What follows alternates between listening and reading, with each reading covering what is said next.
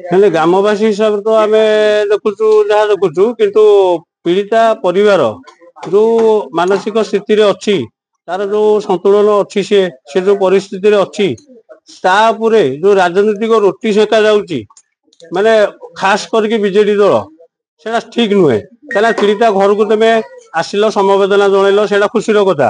କିନ୍ତୁ ଏଇ ଯୋଉ ରାଜନୀତିର ରୋଟି ସେକୁଛ, ଏ ଆମ ଗାଁ ଟାକୁ ବଦନାମ କରୁଛ, ଗାଁ ମାନେ ବାୟାବର ଗାଁକୁ ତା ବାପା ଅମୁକ କରିଦେଲା, ଇଏ ସମୂହ କରିଦେଲା, ସିଏ ଇଏ କରିଦେଲା, ଏଇଟା କେହି ଜାଣିନାହାନ୍ତି।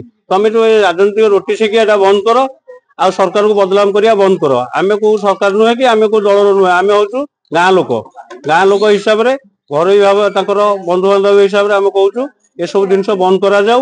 ଏଇ ରାଜନୀତି ଏତେ ତଳ ସ୍ତରକୁ ଖସିଯାଉନି। ରାଜନୀତି ଗୋଟେ ଝିଅର ମୃତ୍ୟୁକୁ ନେଇକି ଏତେ ତଳ ସ୍ତରକୁ ଖସି ଯାଉଛ ତମେ, ମାନେ ରାଜନୀତିର ରୋଟି ସେକିବ ବୋଲି, ଏହା ସବୁ ଠିକ ନୁହେଁ। ଆର ଜବାବ ଠିକ ସମୟରେ ଲୋକ ଦେବେ। ନବୀନ ବାବୁକୁ ଏତିକି ରିକ୍ୱେଷ୍ଟ କରୁଛି, ଏସବୁ ଜିନିଷ ଉପରେ ଆପଣ ରାଜନୀତି ନ କରିକି ଆମର ସମବେଦନା ଜଣାନ୍ତୁ। ପୀଡ଼ିତା ପରିବାର କେମିତି ଶାନ୍ତିରେ ରହିବ ସେ ବ୍ୟବସ୍ଥା କରନ୍ତୁ।